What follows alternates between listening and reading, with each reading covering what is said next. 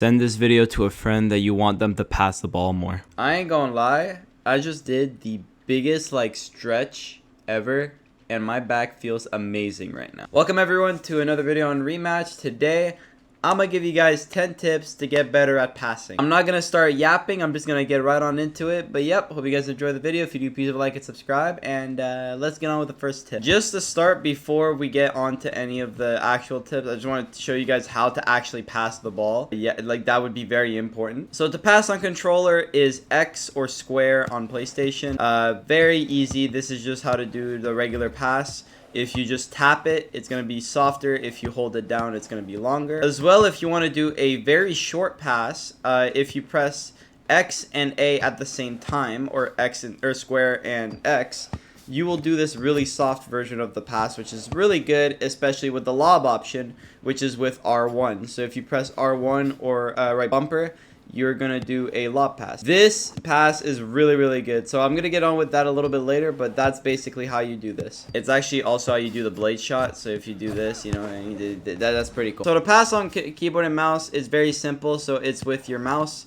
It's right click. Very simple stuff. For the light little tap that I showed you guys earlier, it's with the space bar. So if you press right click and space bar at the same time, you do this little light tap. It's kind of weird. I don't know why it's like this, but hey, the keyboard players got it. If you want to do a lob pass, it's F, and then if you want to do a short lob pass, it's X. So that's how you do these passes. So yeah, that's all the passing options. Now let's get on with the tips. So the first tip I'm going to tell you guys is test ranges and test your power when it comes to passing. Giving yourself an idea of where your passes are going to land when you do them is super important. Because if, let's say, there's someone in the back box and you do this, the ball's not getting to them, let's be honest. So learning that, oh, if I do this pass, it's going to get to them. Or if, let's say, you're all the way down here and you're like, oh, wow, this pass is too long. Okay, I got to do a shoot pass or something. Learning the ranges of your pass are so important because you'll know which pass you'll have to do in different situations. Also, for long passes, if you learn the ranges, these passes can be really good if you know how to do them correctly. So just practice this, guys. Go to, practice range. Go to play with some friends.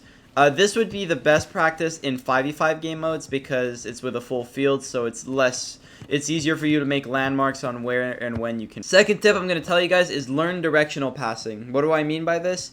Learning how to pass in every single direction. Learning when the ball is going to leave your hand so you know how much time you have before you can pass. Because this tip is the most important, and it's going to link well with my third tip that I have. I'm telling you right now, learning how to pass backwards, learning how to pass to the side, stuff like this is super important, and learning how to be accurate with them is what's going to set you apart against other players. Being able to make passes like this super easily, it's really good because on their screen it looks like you're looking this way, but then you do this little tap pass right here and then it's just a free goal. This is also really good with, like I said, the third tip on our list, which is use the mini-map. I'm going to get us into a quick 3v3 game just to kind of give you guys a look of how I use the mini-map. But using the mini-map is really important with passing. There will be times where the ball is coming in from this angle. Let's say you're scoring on this net, and then you catch the ball and you're looking this way because you don't want to mess it up. If you look at your mini-map here, you'll see that your teammates that are open. So then you kind of just throw the pass wherever, the thing is happening. This is why having your mini-map on rotating is super important. Having your mini-map on rotating will show that whenever you're facing this way, the mini-map will face this way. So it'll be easier for you to aim your passing and know where your teammates are on the field. So just to kind of recap, learn how to directional pass and correlate that with using the mini-map so you can make accurate passes. Now for tip number 4, as we're queuing into a game, I don't know why we're taking so long. I swear queue times are really bad nowadays. For tip number 4, learn the lob pass accuracy. What I mean by this is know where the ball's going to land depending on how much power you put into your lob passes. Just being able to throw passes that are really accurate is really good, for lob passes. A good drill you can do is stand on the top circle right here, and then you just try and throw passes to the little corners right here. So just practice on making sure that the ball aims right here, and then you just kind of move around the field and do the same thing. So like this, you kind of just try your best. Passes like that where they hit the corner. Just practicing putting it in that general area is going to be really important because it'll teach you to be able to create those perfect passes, and you'll know where the ball's going to land, so that let's say you have a teammate there, they can, you know, give you those good passes. This is also a really good spot for passes in general, because you'll be able to throw really good passes. So just practicing from this section here is really good. The next tip, I know a lot of people do this already, but I kind of want to put emphasis on it. Learn how to shoot pass. What shoot passing is basically just doing a pass but with a shot. This is mainly used for passes that are decently mid to long ranges. The reason why shoot passing is not good for short passes is because the ball cannot be interacted with until it hits the peak of like its height, or it goes over the player. So it's a little bit harder for your teammate to control a pass that is close range with a shot. So the main thing you really want to use this is for mid to long range applications. For example, you're in the corner here, you want to do a pass across like that. You just picked up the ball, you're going downfield and you're trying to make a shot like that. Also be really accurate with your shoot passes. If you can make them so that they, you know,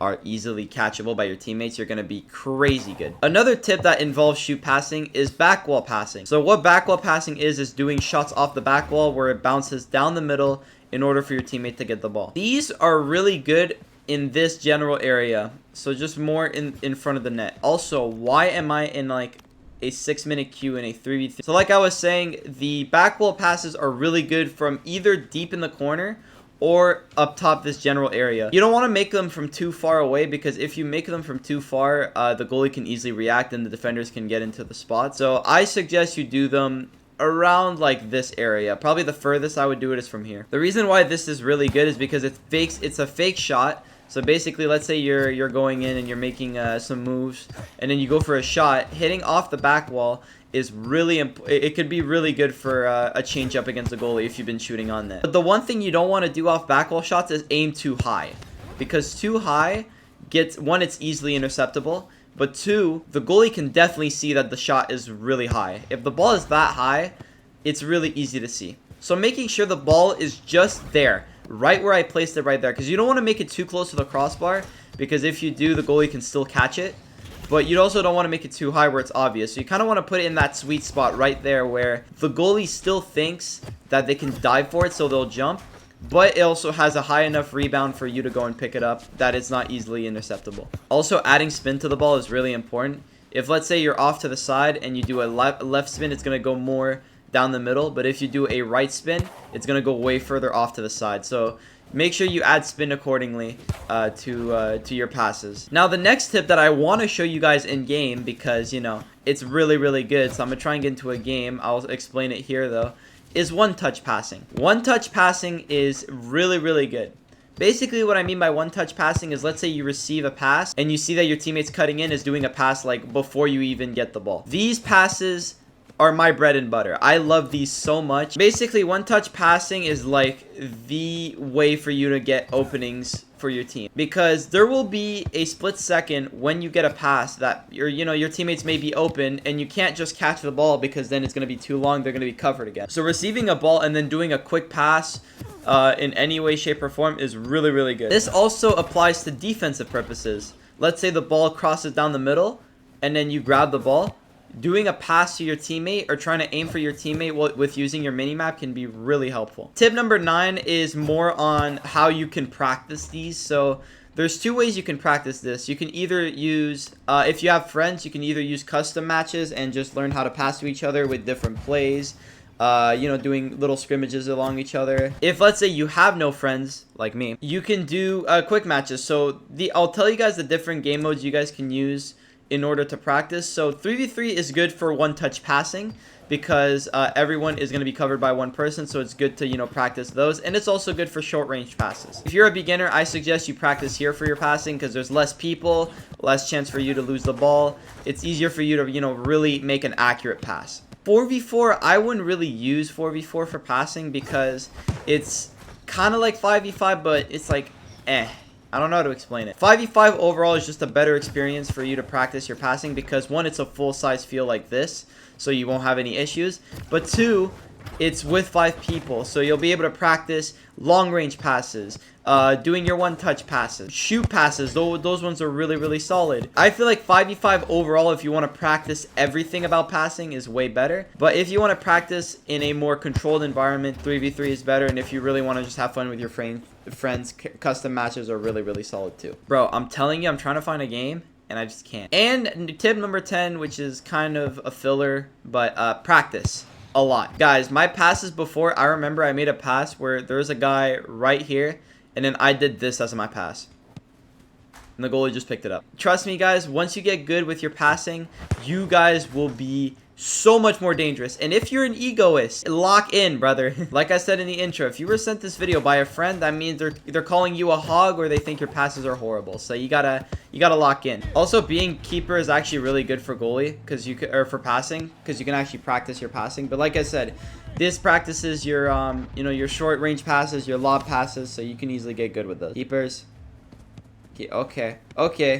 You see, I'm assuming this is how you guys see your teammates, just a bunch of people doing rainbow flicks, but overall, Question Mark and Story are kind of passing it well together. There you go, good pass, Story. Keepers. Okay, this is why you practice, guys. Last tip of the day, you gotta practice. Oh yeah, big save incoming.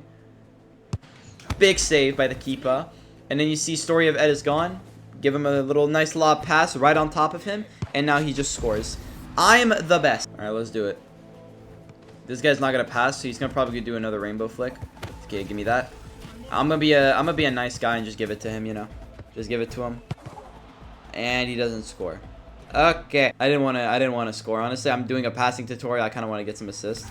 So do a nice little rainbow flick for me. And then oh, what? The guy didn't even touch me. And then I'm gonna just get this. You see, passing, very good tool. Yeah, so I see him wide open, so I'm gonna give him the ball. The guy couldn't catch it, unfortunately, but the pass was there. And anyways, the guy just scored in his own net, so we'll take it. I'm gonna go to him. He's gonna do a rainbow flick. I'm waiting on it. Yep, there it is. I don't know how I called it, but I just called it. I'm gonna give it back to the keeper. Keeper passes are... I don't know if that's my fault or... Nope, that's not my fault. Okay. I was trying to make a little spiel about how passing to the keeper is really, really important. However, that doesn't work out, I guess. You guys see how actually being keeper has really good passing. Learning how to do passes as a keeper is really important. So, yeah. Because you're basically you're the first pass in most offenses. So just learning how to do your passes right on top of your teammates is good. Also, if your teammates don't catch the ball, don't get discouraged. Because, yeah, you guys can see I'm basically throwing perfect passes, but they're not catching them. So you're good. I'm trash. You guys can see I'm leading the game in passes. To me. Nice ball. And then watch, guys. Watch, guys. Tip. Bang. That was a W pass. Nah, he's not going to pass it. He's not going to pass it. He's not going to pass it. He's not going to pass it. He's not going to pass. Give me the freaking ball. You're not getting... You lost your ball privileges, brother. You lost your ball privileges. You got to throw passes like I do. Right to Story. Story. Bang! Story's the GOAT, guys. Story is the GOAT. Don't be like Question Mark. Be like Story. I just like to throw passes. I'm not the one that's going to make big moves. Big moves. I just like to pass the ball, give it to my teammates, let them do what they need to do. Even if they mess up, I don't really mind it. I just like to, you know, throw the ball, pass the ball around, make sure there's a lot of interactions throughout our team because it gives morale. I have to play that way. Oh yeah, look at that pass. Look at this pass. Question Mark, brother. I got it. Down line to Story. And Story's just gonna score this because he's the GOAT. Yeah, guys, look at the stats. 12 passes, 15 interceptions. It's not a tackling tutorial today, guys. Backboard, and we're there. Easy does it. So yeah, guys, that's basically all there is to passing. I hope you guys use these tips well. If you guys would like to watch just how the passing is, I have a video on my channel called I Tried Out for a Pro Rematch Team. That right there is like peak passing. So if you guys would like to watch more professional or 5-on-5 scrim kind of setting, go watch that video. It's gonna be on my channel. But yeah, guys, I hope you guys enjoyed. If you have any questions or anything about passing, let me know down in the comments below. I will be sure to answer them. But yeah, guys, I hope you guys enjoyed. If you did, please like and subscribe. Join the Discord server down in the description below. I have some VOD stuff in there and coaching stuff. So if you guys like that stuff for rematch, yeah, join the Discord server. But yeah, hope you guys enjoyed. I'll see you guys in the next one. Bye, guys.